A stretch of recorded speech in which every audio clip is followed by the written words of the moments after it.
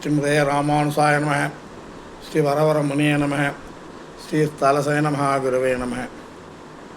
நாம் கடந்த 3 நாட்களாக காவிரியின் மகாத்மியத்தை பற்றி அனுபவித்து கொண்டு வருகிறோம்.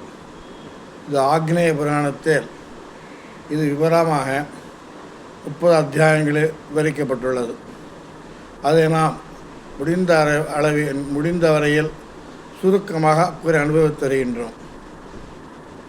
நேற்றே ரங்கராஜஸ்தவத்தில் காவிரியின் பெருமையை நாம் அனுபவித்தோம். இன்றே ஆழ்வார்கள் அனுபவித்த காவிரி என்ற தலைப்பில் ஆழ்வார்கள் பாடியிருக்கா. காவிரிகளை பற்றி ரொம்ப நன்னா பாடியிருக்கா. அந்த பாட்டில் முதல் 3 ஆழ்வார்கள் காவிரி பற்றி பாடலை, வெளிப்படையாக பாடலை. திருமழிசை ஆழ்வார், தொண்டடைப்புடி ஆழ்வார், திருமங்கை ஆழ்வார், நாச்சியார் திருமழில் ஒரு இடத்துல இவர்கள் காவிரியை குறிப்பாக பாடியிருக்கா. எல்லாரும் திருச்செந்தபுரத்தம் திருமழிசை ஆழ்வார் பாடியிருக்கா. அதில் அவர் என்ன பாடியுள்ளார்கள், காவிரி எப்படிப்பட்டவள், எவ்வாறு பிறருக்கு உதவி செய்கின்றாள், எவ்வாறு இருக்கின்றாள் என்பதை பற்றி நாம் கொஞ்சம் விவரமாக அனுபவிக்கலாம். நாச்சியார் திருமொழியில் 11ஆம் பத்தில் 6ஆம் பாட்டில் கைபொருள்கள் முன்னமே கைகொண்டார் காவிரி நீர் செய்பொருள ஓடும் திருவரங்க செல்வனார் அப்படிங்கிறார். அதாவது கைபொருள்கள் முன்னமே கைகொண்டார், என்னோட அதாவது என் கைவளையை கண்டேன் சொல்கிற மாதிரி தோழி சொல்லுவார்.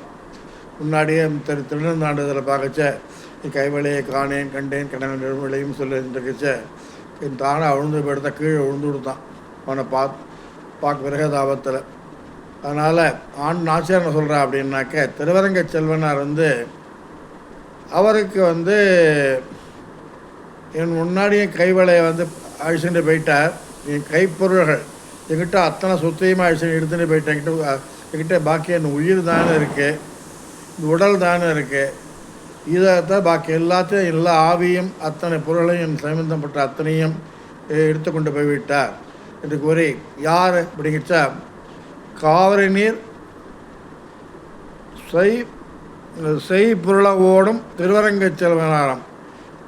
காவிரி நீர்னாக்க பொன்னி, அதாவது அந்த தஞ்சாவூர் பக்கம் இதெல்லாம் பார்த்திங்கன்னா தஞ்சாவூர் காவிரி டெல்டா பிரதேசங்கள்லாம் நெல்கள் கதிர்கள்லாம் பொன் கலரில் இருக்கும், ஆடின்னு இருக்கும். மழை காலத்தில் அதெல்லாம் காவிரி நீர்லாம் ஈடுபட்டு அது அது மீன்கள் துள்ளி ஓடும்.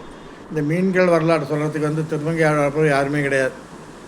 ரொம்ப அமக்கலமாக சொல்லுவார். புள்ளபோதங்குடி பாசுரம், திருவாதனூர் பாசுரம் இதெல்லாம் பார்க்கச்ச யாழுகள் புல்லும் மீனும் தவளையும் மீனும் ஒவ்வொன்றும் சொல்லி கொண்டு வரும்பொழுது ரொம்ப அருமையாக இருக்கும். நாராய் செங்கால் மடநாராய் அதெல்லாம் சொல்லும் பொழுது அவர் அனுபவிக்க வேண்டும். இதில் காவிரியானவள் பொன்னியன் ஏன் பெயர் விட்டார் என்றால், அவள் பொன் நிறம் உள்ளவள். ஏன் பொண்ணுனாக்க பொன்னிறம் உள்ள பயிர்களை விளைவிக்கின்றால், அவளால் கதிர்களை பொன் கலரில் இருக்கான். அதுவும் மற்றவள் எம்பெருமானுக்கு கொடுக்க வேண்டும் என்று பொன்னையும் மணியையும் மாணிக்கத்தையும் திரளாக கொண்டு சுவிக்கின்றாள். அதனால் பொன்னி என்று அவளுக்கு பெயர். அது மாதிரி திருவரங்கத்தில் படுத்துட்டுருக்காரு செல்வனார். காவிரி நீர் புரண்டு பாயறதான் பொன்னிறமுள்ள காவேரி. அப்போ இருக்க சிறுவங்க கையில் கொண்டு போனார். என்னையும் அழிச்சுன்னு போனான்னு உடம்பு மட்டும் எதுக்க வச்சுட்டு இருக்கார் அப்படின்ட்டு ஆண்டாள் பாசுரம். அடுத்ததாக தொண்டடைப்புடி ஆழ்வாரவர்கள் தன் திருமாலையில் மிக விரிவாக விரிக்கின்றார். கங்கையில் புனிதமாய காவிரி அப்படிங்கிறார். அதாவது 23ஆம் பாசுரத்தில் திருமாலை அறியாதார் அப்படிங்கிற சொல்கிற மாதிரி அனைவரும் திருமாலையை கண்டிப்பாக பாடி அனுபவிக்க வேண்டும். இவர் ஒரு ஆழ்வார் தான் பெருமை. அரங்கனத்தவர் யாரையுமே பாடலை. அதனால் இவரையும் அனுபவிப்போம், இவர் சொன்ன காவிரியையும் அனுபவிப்போம். கங்கையில் 23ஆம் பாட்டில் கங்கையில் புனிதமாய காவிரி நடுவுபாட்டு பொங்கு நீர் பறந்து பாயும் பூம்பொழில் அரங்கந்தன்னுள் எங்கள் மால் இறைவன் ஈசன் கிடந்ததோர் கிடக்கை கண்டும் எங்கனம் மறந்து வாழ்கேன் ஏழையேன் ஏழையேனே அப்படிங்கிறார். கங்கையில் புனிதமாய காவிரி நடுவுபாட்டு பொங்கு நீர் பறந்து பாயும் பூம்பொழில் அரங்கந்தன்னுள் எங்கள் மால் இறைவன் ஈசன் கிடந்ததோர் கிடக்கை கண்டு எங்கனம் மறந்து வாழ்கேன் ஏழையேன் ஏழையேனே அப்படின்னு பாடுறார் அவர். சொந்த பாசுரத்தை எப்படின்னாக்க, கங்கையை காட்டிலும் பிறரை சுத்தப்படுத்துவதில் சிறப்புடையதான் காவிரி. காவிரி சிவன் நாராயணன் உற்பத்தி ஆகிறதுக்கு முன்னாடியே ஜனித்த பொழுது நாராயணரே நான் பிரவாகம் எடுக்க சொல்லி ஆணையிட்டு பிரவாகம் எடுக்க போகிறேன். தேவர்கிட்ட ஒரு வேண்டுகோள், யார் என்னை நதியில் தீர்த்தம் ஆடுகிறார்களோ அவர்களுக்கு அனைவருக்கும் நீ மோட்ச பிராப்தியை கொடுக்க வேண்டும் என்று சொல்லும் பொழுது நேற்றுக்கு பார்த்தோம். இது மறுபடியும் ஞாபகத்துக்கு அப்பேற்பட்ட உன்னை தந்தோம் அப்படின்ட்டார் அவர். நான் உன்னுடைய பிள்ளையாக சிறுவரங்கத்தில் தலைசாயத்தும் நடிகர் படித்துக் கொள்வேன் என்று வரதும் எக்ஸ்ட்ராவாக கொடுக்குறார், அதிகபட்சமான வரம் கொடுக்குறார். ஆகையினால் கங்கைக்கு என்னன்னாக்க, கங்கையை காட்டில் எப்படி நீரின் இனிமையாலும் கங்கையை காட்டிலும் சிறப்பாக இருப்பதோடல்லாமல் பரிசுத்தப்படுத்தும் தன்மையாகிற பாவனத்திலும் கங்கையை காட்டிலும் சிறந்தவள் காவேரி என்று சொல்லுகின்றார். எவ்வாறு சிறந்தது எப்படி என்றால், ரிஷிசிரேஷ்டரே, பகவான் மூவுலகம் அளந்த காலத்தில் ஹரியிடம் உள்ள பக்தியினால் தர்மமான ஜலமாயிற்று. அந்த தர்மமாகிய அந்த ஜலத்தை எடுத்து ஜெகநாதனுடைய உகப்பிற்காக அவனுடைய திருவடியானது என்னால் மேலான பக்தியுடன் விளக்கப்பட்டது. பாத்தியம் அர்க்கியம் முதலியவைகளால் பூஜிக்கப்பட்டது.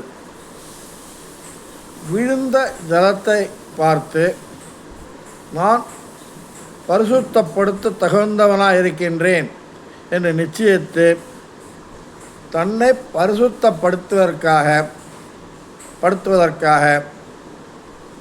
படுத்திக் கொள்வதற்காக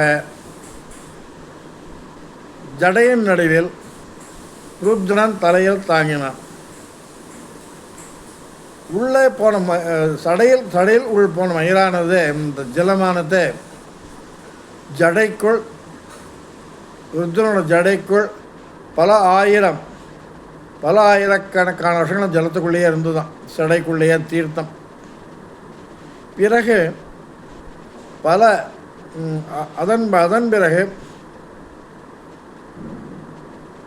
தன்னுடைய ஜடாமுடியிலிருந்து வெளிவந்தால் கங்கை அவிழ்த்து விடும் பொழுது, கங்கையான பிரம்மன் கங்கா ஜலத்தை மேலே பிரம்மலோகத்தை வச்ச கங்கை ஜலத்தில் திருவடியை அலம்பினான். அந்த ஜலமே கங்கையாக திருவனுடைய திருமடியில் தாங்கினான் தான் பரிசுத்தமாக வென்ற ருத்ரன். அவ்வாறு இருக்கும் பொழுது ருத்ர சம்பந்தம் பெற்றது என்ற குற்றமும் கங்கைக்கு உண்டு. எப்படி சொல்லுவாங்க அப்படின்னாக்க, இது பெரியவாச்சான் பிள்ளை வியாக்கியானம் அப்படின்னு சொல்லலை. பெரியவாச்சான் என்ன சொல்கிறார் அப்படின்னாக்க, சைவர்கள்லாம் நினைப்பாளாம், சிவாச்சாரியர் சிவபக்தர்கள்லாம் ருத்ரம் சம்பந்தம் பெற்ற மாலை பிரசாதம் முதலானவற்றை அவன் அடியார்களான சைவர்களும் நிர்மால்யம் என்று என்ன சொல்ல நிர்மால்யம் என்று தொடத்தகாததாக கருதுவார்களாம். ஆகையாலே 6 பொதி சடையோன் என்று திருவள்ளுக்கூட்டில் இந்த வரி வரும். 6 பொதி சடையோன் அப்படின்ட்டு எனப்படும். அவனுடைய சடையில் தாங்கியபடியாலே கங்கைக்கு ஒரு சிக்கு நாற்றமும் மயிர் தொடர்பும் கங்கைக்கு உண்டு. இந்த தோஷம் இல்லாதபடியாலும் பெரிய பெருமாள் இந்த நடுவில் நித்தியவாசம் செய்கையாலும் காவிரியானவள் கங்கையை காட்டின புனிதமானவள் என்றோ. கங்கை புனிதமாக தானே, இவளுக்கு தோஷமே கிடையாது. இவளுக்கு நேரம் பாஞ்சா பெருமாள் படுத்துன்னு இருக்கார், தலைமை மடிச்சு படுத்துன்னு இருக்கார். கங்கைக்கு வந்து ஏதாவது நம்ம சாதாரணமாகவே பிரசாதம் சாதிக்கும் பொழுதோ இல்லை ஏதாவது சடையிலேருந்து முடியவளோ ஏதோ உதிர்ந்து பிரசாதத்தில் இருந்தால் பிரசாதத்தை சாப்பிடப்படாது. நீ இப்போல்லாம் என்ன செய்யணும், பிரசாதம் வீணாக போயிட போகிறத எடுத்து கீழே வச்சுட்டு போயிடுவோம், எடுத்து மறுபடியும் சாப்பிட ஆரம்பிச்சிடுவோம்.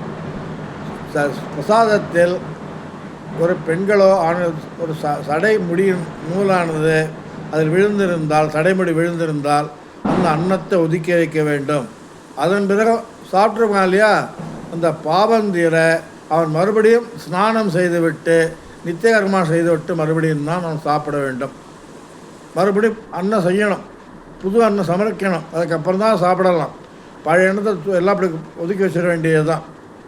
என்ன, அதே போல் தலையில் கைப்பட்டதுனாலோ நம்ம கையால் மீன் நல்லா சுத்தி பண்ணிட்டு அதுக்கப்புறம் தான் ஒரு பெரிய அடுத்த பாத்திரங்களையோ பதார்த்தங்களையோ தொடுவோம். நம்ம அப்பேற்பட்ட தலை கையில் பட்டாலே இப்படி இருக்கும் பொழுது தலையில் முடியில் 16,000 ஆண்டுகள் இருந்ததினால் அவளுக்கு சிக்கு வாசனை, கங்கைக்கு சிக்கு வாசனையும் மயிர் தொடர்பும் கங்கைக்கு வந்து கொடுத்தான்.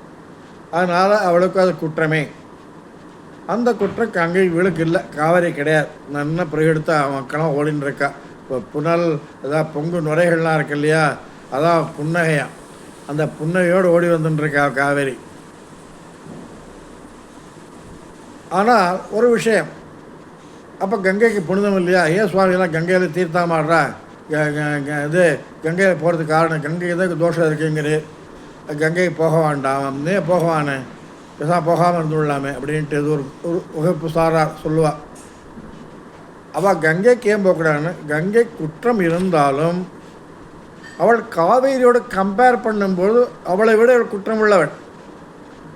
ஆனால் கங்கைக்கு எம்பெருமானுடைய ஸ்ரீபாதம் சம்பந்தமாக ஸ்ரீபாத தீர்த்தமாகையாலே கங்கை அவள் எங்கு புகுந்தாலும் அவளை ரொம்ப சிறப்பானவளை, அவளை புண்ணியம் பாவங்களை நீக்கக்கூடிய தகுதியுடையவள் தான்.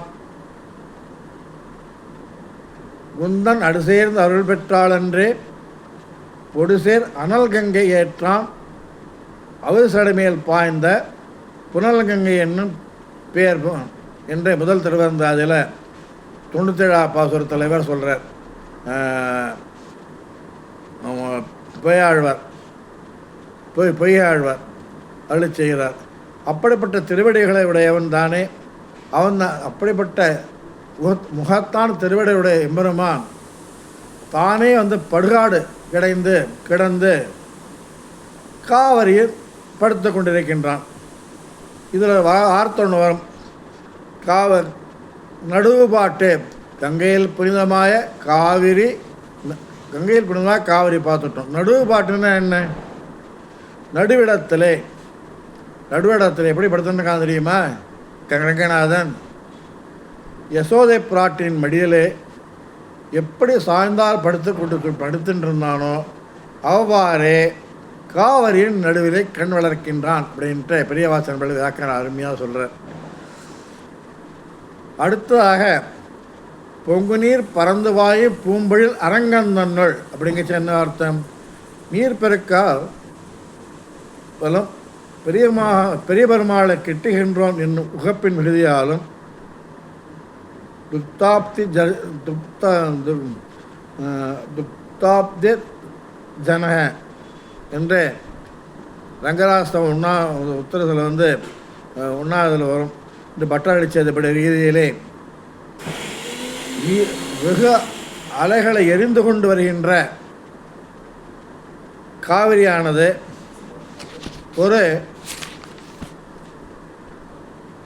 ஒரு பக்கம் பாயாமல், ஒரு மடை பாயாமல் தன் ஆர்வமெல்லாம் தோன்ற 2 கரையும் பெருக பாய்ந்து நிற்கும். பூம்பொழில் அங்கன்னா நீர் பெருக்காலே காவிரியோட நீர் வளர்ச்சியாலே தோட்டங்களும் மரங்களும் தாவரங்களும் செழிப்பாக இருக்கும். அதாவது பெரிய பெருமாளுடைய மேன்மைக்கு தக்கபடிக்கு மேன்மைக்கும் மேன்மைனா அது எப்போவும் வசந்தான பெரிய பெருமாள் மென்மைக்கும் தக்கபடிக்கு நீர் பெருக்கையும் எப்பொழுதும் வசந்த காலமாகவே இருக்கும். இந்த சோலைகள் எப்போ வசந்த காலமாகவே இருக்கும். காற்றெடுத்து ஜில்லுன்னு தண்ணி வந்து குளிர் இது பண்ணிட்டு இது எம்பெருமானுக்கு அந்த விசிறிண்டு இல்லை சில்லுன்னு நல்ல குளிர்ந்த காற்றை வீசிண்டு பரிமளமான காற்றுகள் இதுன்னு காவிரி எல்லாம் மதுவர்க்கங்கள் இது மகரந்தங்கள்லாம் இப்படியெல்லாம் வருது. வாசனையோடு ஓடுகிறாள் காவிரி.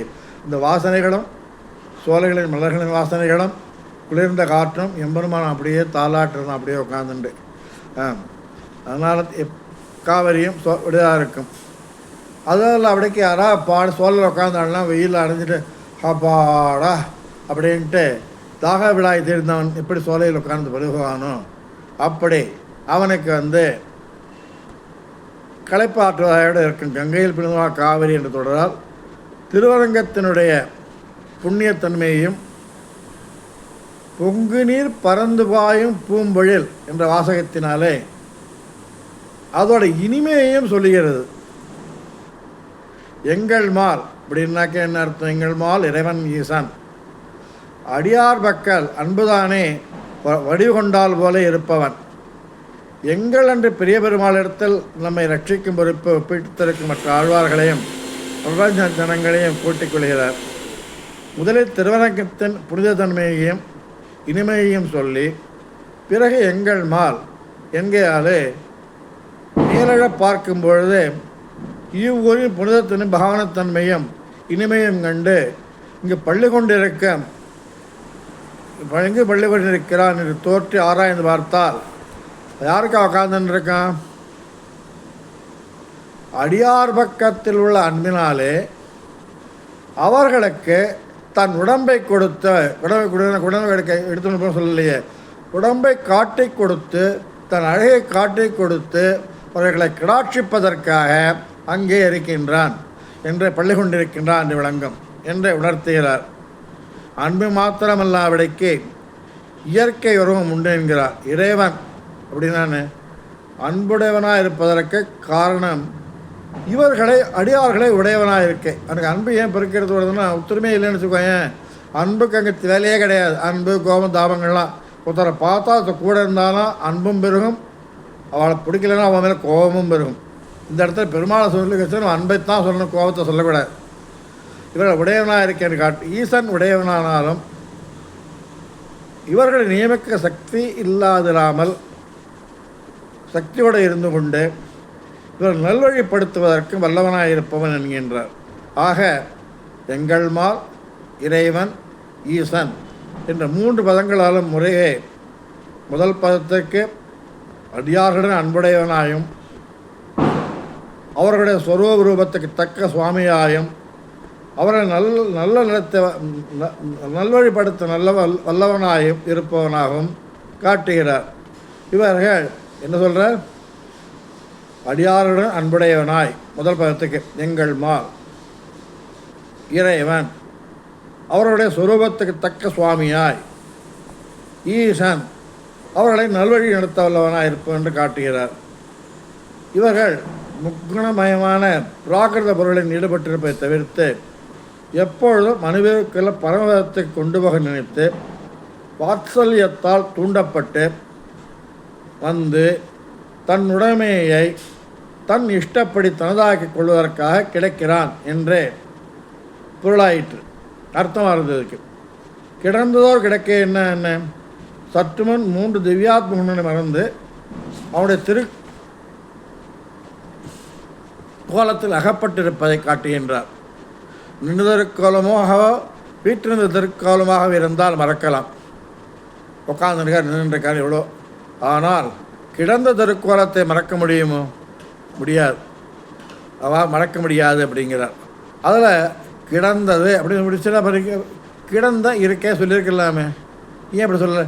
கிடந்தது ஓர் இருக்கை கண்டு, ஓர் என்க ஒப்பன்னும் ஒப்பற்ற தேவர்னா ஒப்பற்ற, ஓருக்கு வார்த்தை இந்த இடத்துல ஒப்பற்றன்னு அர்த்தம். ஓ என்னும் பதத்தை காட்டிய உலகத்தில் அழகாக இருப்பவர்களுக்கு நிற்கும் போதும் நடக்கும் போதும் அழகு தோன்று இருக்கும். படுத்தா அழகின்மையை வெளிப்படா. சார் மாமா நீங்களாம் படுத்துட்டுருக்கார் பார், அவர் ஒன்று போச்ச வருஷம் பார்க்க நல்லா இருந்தார், நடக்கச்சு உட்கார நல்லா இருக்காது, திவ்யமாக இருக்குது பார்க்குறதுக்கு, படுத்துக்கச்சு பார்க்க சகிக்கலப்பா அப்படி சொல்லுவார் இல்லையா? அப்படி இல்லையா, பெரிய பெருமாள் விஷயத்தில் அவன் சாய்ந்தவாறு இருப்பது அழகு மிஞ்சி இருக்கிறது அப்படின்னு ஆழ்வார் பாசுரம் இந்த இடத்துல.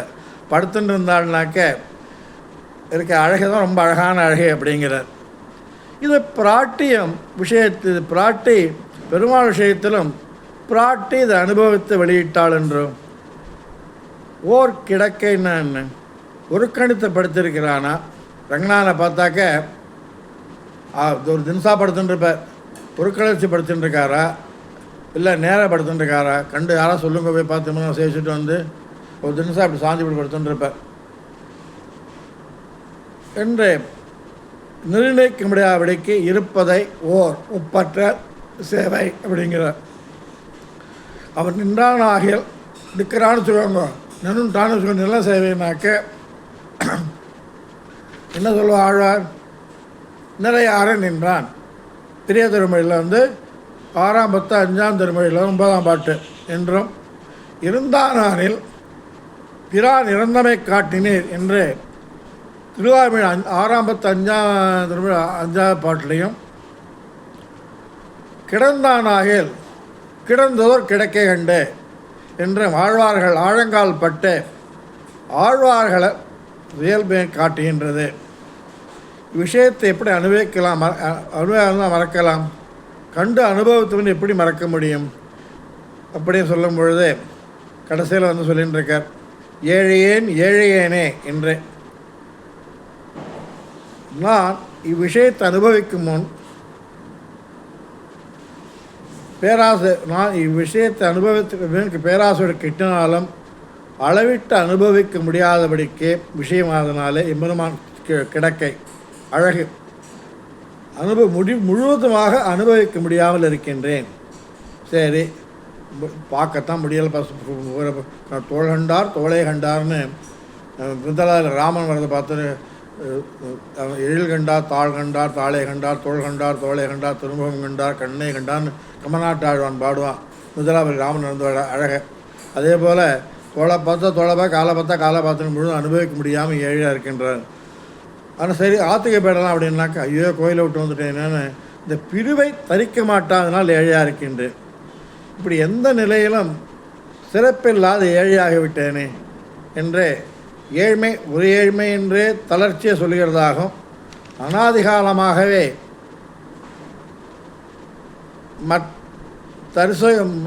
தரிசக்க மாட்டேன் அப்படி 2ஆம் அர்த்தத்துக்கு ஏழை என்று சாபல்யம்.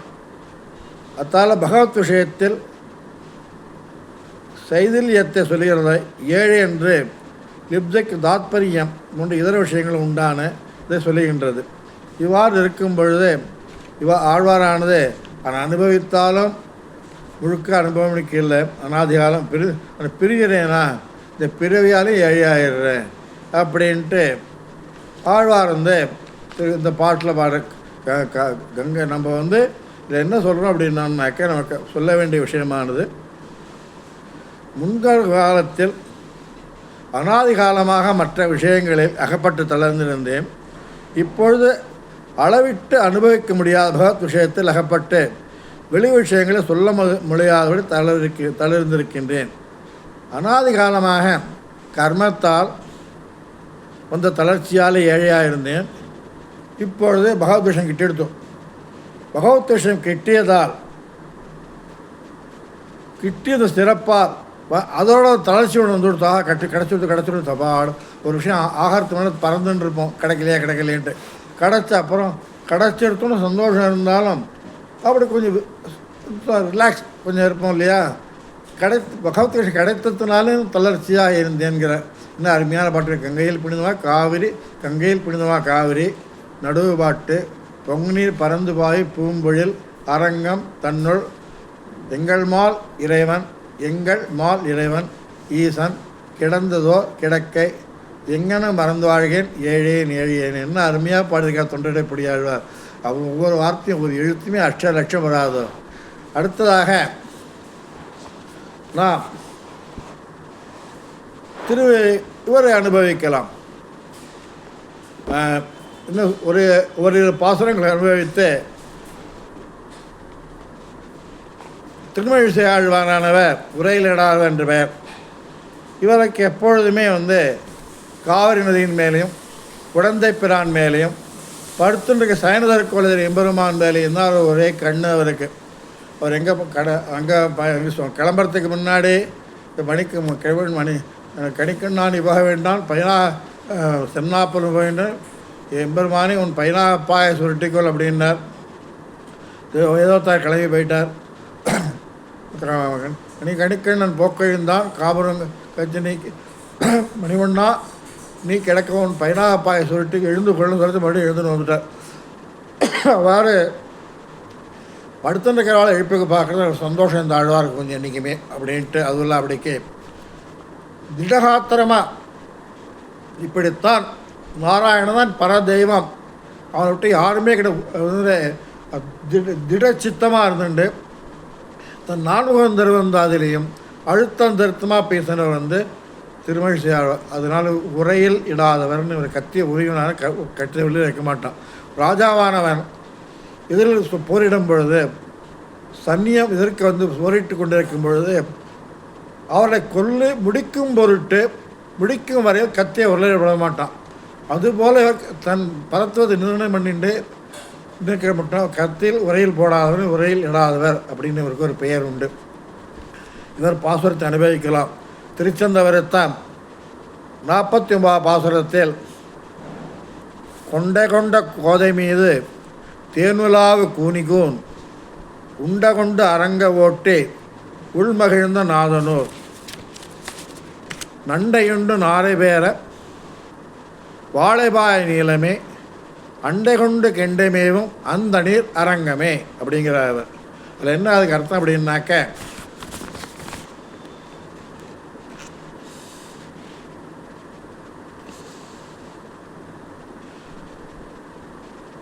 ராமர் வாழும் ரங்கன் படுத்திருந்தாலும் அவன் நாராயணன், ராமன் படுத்திருந்தால் அவனும் ராமன் கிருஷ்ணனே. யார் எந்த திருக்கோலத்திலும் திருமேனி எந்த உருவத்தில் யார் இருந்தாலும் அவர் நாராயணன் 10 அவதாரத்தில் உள்ளதாக சொல்லி காமிச்சுக்கணும் இந்த வாழை. ஆகையினால இந்த பாசுரமானது பெரிய பாசுரங்கள், வரப்போகிற பாசுரங்கள், அதை மறுபடியும் நாளை சந்திக்கலாம். ஆழ்வார் பெருமானார் ஜியத் திருவடிகளே சரணம். இந்த அர்த்தங்கள் இது சொன்ன 4 பாசுரங்கள் இருக்குது. திருமங்கி ஆழ்வார் சொன்னது, திருமழிசை ஆழ்வார் சொன்னது.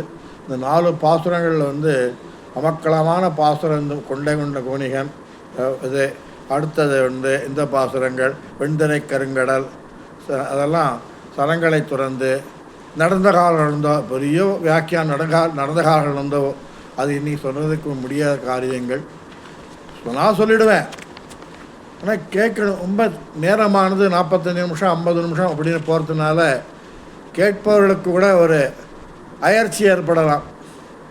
அந்த அயற்சியை தவிர்ப்பதற்காகத்தான் 1 நாள் 2 நாள் 3 நாள் 4 நாள் என்று பாசுரத்தின் அருமையையும் கூறி பாசுரத்தை நீங்கள் அனுபவிக்க வேண்டும் என்பதற்காக யதாசக்தி அடியன் அறிந்த வரையில் சுருக்கமாகவும் கூற முற்படுகின்றேன். அதனால் நாட்கள் 1-2 கூடுதலாக ஆகலாம்.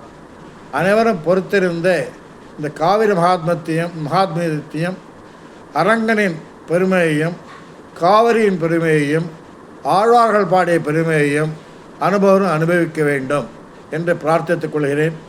மீண்டும் நாளை சந்திக்கலாம். திருமழிசை ஆழ்வார்கள் ஆரம்பித்து இன்னும் 2 ஆழ்வார்கள் இருக்கின்றார்கள். திருமங்கமன்னன் திருமழிசை ஆழ்வார் 2 இருவரும் நாளை அநேகமாக முடித்து விடலாம் என்று யோசித்துக் கொண்டிருக்கின்றேன். எம்பெருமான் கிருபாகடாட்சம் இருந்தால் நாளை முடியும், இல்லை என்றால் சமிச்சுக்கணும், இன்னும் நாள் கூட போகலாம். அடியே ஆழ்வார் எம்பெருமானார் ஜிய திருவடிகளே சரணம், ஆச்சாரிய திருவடிகளே சரணம். அடியேன் கார்பங்காடி அலங்காடு ஸ்ரீனிவாச ராமானுஜதாசன்.